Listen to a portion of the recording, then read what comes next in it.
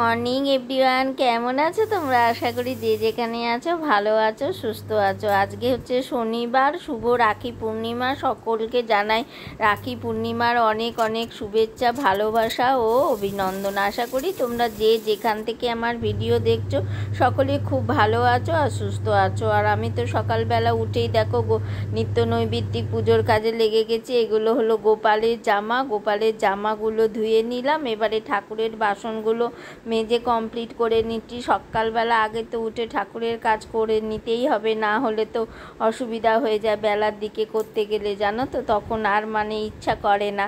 তো সেই জন্যে উঠেই আগে ঠাকুরের ফুল তোলা থেকে শুরু করে 1 ঘন্টার মোটামুটি মামলা আছে আমার। ঠাকুরের কাজগুলোকে আগে সব সেরে নিই। তারপরে এই দেখো আমার গোবলাদের জন্য রাখি আনা হয়েছে, আর ওই রাখিটা আনা হয়েছে নারায়ণের জন্যে। তারা আবার ওই রকম চওড়া রাখি পরবে না। আর আজকে দেখো ফুলও অনেক ফুল হয়েছে। যাই হোক, আজকে তো একটু সুবিধাই হবে। আর এই দিকে আকাশটা দেখো, সে কবে যে তার মুখ ভার কমবে জানি না। আর কাহাতক ভাল লাগে বলো তো, তবুও আজকে একটু মেঘলা রোদ্দুর দুটোই আছে।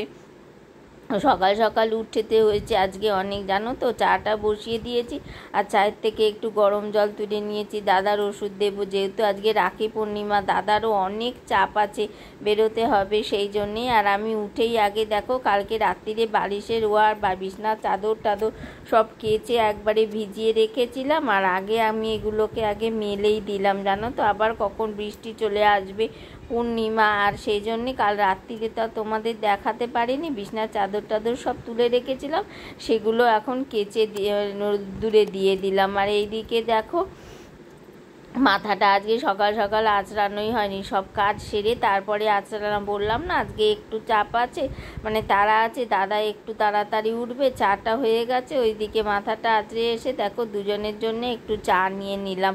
আর অন্যদিন আমি এত সকালে চা খাই না, আজকে যেহেতু দাদা উঠে পড়েছে সেই জন্য একটু দুজনে মিলেই একসাথে চাটা খেয়ে নেবো। তো চা খাওয়ার পরে বিছনাটা তো মোটামুটি তুলে নিতেই হবে। আর এদিকের কাজ দেখো হয়ে গেল, সবই কমপ্লিট। দাদা এখন বেরিয়ে যাচ্ছে, দেখছো, বললাম না চাপ আছে আজকে। রাখি পূর্ণিমা যেহেতু দাদার আজকে সকাল সকাল বেরোনোর আছে, সেই জন্য এখন বাজে প্রায় 8টার কাছাকাছি। তো এখনই দাদাকে বেরিয়ে পড়তে হবে, ভীষণ চাপ আজকে। দাদা বেরিয়ে যাওয়ার পরে আমিও একটু বেরোবো আজকে। আর ভিডিও শেষের দিকে না তোমাদেরকে আজকে একটা জিনিস দেখাবো। আশা করি তোমরা আমার ভিডিওটা একটু ধৈর্য ধরে শেষ অবধি দেখবে, দেখলে তোমাদের ভালোই লাগবে। তো চলো, এরপরে বসিয়ে দিলাম রান্না। দেখো রান্নার জন্য আনাজগুলো কেটে নিলাম, যেহেতু শনিবার আজকে নিরামিষ, তাই পেঁপে আলু কুমড়ো দিয়ে তরকারি করব। আলু কেটে রেখেছি, পোস্ত করব। আর ডাল তো দাদার খাওয়া সেরকমভাবে বারণ, আর টিফিনের জন্যে বানিয়ে নেবো দেখো চিড়ের পোলাও। সেই জন্যে আমি বিনস গাজর আর ওগুলোকে সেদ্ধ করে ভাপিয়ে নিলাম। আর এদিকে দেখো আজকে শনিবার বলে দাদার জন্যে না ভাবলাম একটু ছানা করে নেবো, কেন যেহেতু নিরামিষ আজকে। রান্নার পর্ব মোটামুটি শেষই হয়ে গেছে। এবার দেখো বাসন কোসনগুলোও সব মেজে নেবো। শনিবার দিনে একটা সুবিধা হয় কি বলো তো, পেঁয়াজ রসুন মাছ ফাছ থাকে না, মাজা ঘষা করতেও গ্যাস ট্যাস মুছতেও খুব সুবিধা হয়।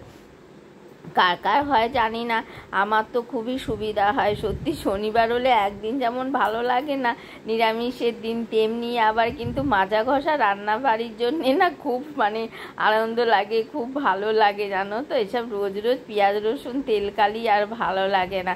তোমাদের সাথে কথা বলতে বলতে মোটামুটি দেখো বাসনগুলো আমার মাজা হয়ে গেল। আজকে আমারও একটু বেরোবার চাপ আছে, ইচ্ছা আছে। আসলে পুজো এসে গেছে, তোমরা তো জানোই আমার বাজার এখন থেকেই মোটামুটি শুরু হয়ে গেছে।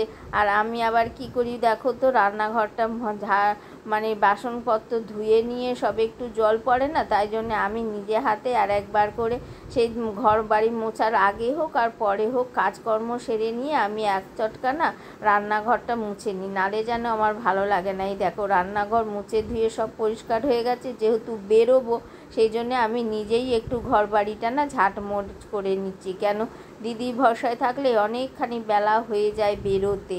তো সেই জন্যে পুজোটাও করতে হবে, সেই জন্য আমি নিজেই সব ঘর বাড়ি যতটা পারলাম সব ঝাঁটমোচ করে নিলাম। এরপরে দিদি যদি আসে তখন সে করবে কোন, তো তাড়াহুড়ো করে এতটা জায়গা ঝাড়পোছ করতেও তো সময় লাগে। তারপরে দেখালাম তোমাদের জামা কাপড়গুলো আবার বারান্দার বাইরে থেকে তুলতে হবে। তো সব মিলিয়ে অনেকটা টাইমই চলে যায়, কিন্তু কিছু তো করার নেই, তবুও কিছুটা আগেই হয়ে যায়। ওই দেখো আজকে বাইরে না ভীষণ হাওয়াও দিচ্ছে, এমনি কিন্তু বৃষ্টিটা নেই, কিন্তু ওয়েদারটা মোটামুটি ভালোই আছে। তো সেই জন্যে দেখো বুঝতেই পারছো বাইরে ভীষণই হাওয়া দিচ্ছে। আজকে বারান্দাটাও বাইরের নিচটাও একবারে ঝাড় দিয়ে চলে আসলাম। আর এদিকে বিছনা কাঁথাগুলো কালকে না বা রাত্রির বেলায় বিছনার চাদর টাদর সব পাল্টে রেখেছিলাম, তাহলে কি হয় বলো তো, সকালের দিকটাই একটু হালকা হওয়া যায়। এত কাজ সকালে করতে গেলে এদিকে না খুব দেরি হয়ে যায়, বেলা হয়ে যায়, অসুবিধাও হয়ে পড়ে। এক নাগাড়ে কাজ করতে গেলে দেখবে একটু মনে হয় বসে পড়ি, তারপরে আবার করি, কিন্তু তো সার ফুরসত নেই। আজকে একটু বেরোবো বললাম না, আর তাই জন্যে চান করতে যাওয়ার আগে আমি দেখে নিলাম যে কোন কোন জামা কাপড়গুলো আবার শুকিয়েছে। এখন চান করতে যাব, যদি বৃষ্টি এসে যায় তাহলে সব দেখো আধ শুকনো জামা কাপড়গুলো সব শুকিয়ে ভিজে যাবে। তো সেই জন্যে তুলে নিলাম। আর এই দেখো আমার গোবলা বোটাদের চান করে পুজো করানো হয়ে গেছে, হাতি রাখি পরিয়েও দিয়েছি, ক্যাডবেরিও দিয়ে দিয়েছি। তো ওদের কেমন লাগছে অবশ্যই কিন্তু তোমরা জানিও। আর আমি কাজকর্ম সেরে দেখো বেরিয়ে পড়েছি। আর এখন কটা বাজে জানো, এখন বাজে 5টা। আর তোমাদেরকে দেখাই বললাম না, দেখাবো। এই দেখো অনেক বছর আগেকারের এক জায়গায় মন্দিরে এসেছিলাম, কাল দেখেছিলাম না, দেখিয়েছিলাম তোমাদের, সেই বৌদির বাড়ির সব ঠাকুর জানো তো, অনেক বছরের পুরনো। গোপাল দেখো কত বছরের পুরনো। আর ওইদিকে একটা ছোট্ট গোপাল আছে দেখো, এত ছোট মানে হাতে গিপের মধ্যেই আসবে না।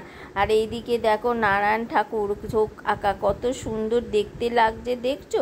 সবই রূপোর সিংহাসনে কিন্তু রাখা, যেহেতু বাড়িতে আর সেবা দেওয়ার মেয়ে ছেলে বলতে কিছু নেই, সেই জন্যে একটু মানে রূপোর সিংহাসনগুলো একটু গ্লেজটা কমে গেছে। এগুলো কিন্তু এই যে গোপালটা দেখছো ওটা কিন্তু রূপোর গোপাল, আর এইটা পিতলের গোপাল। আর ওইদিকে আছে একটা ছোট্ট পুচকি ঠাকুর, গোপাল ঠাকুর। ভিডিওটা তোমাদের কেমন লাগলো অবশ্যই জানিও, লাইক কমেন্ট শেয়ার অবশ্যই করো। চ্যানেলে নতুন আসলে ভালো লাগলে চ্যানেলটিকে সাবস্ক্রাইব করতে ভুলো না। সবাই ভালো থেকো, সুস্থ থেকো, টাটা।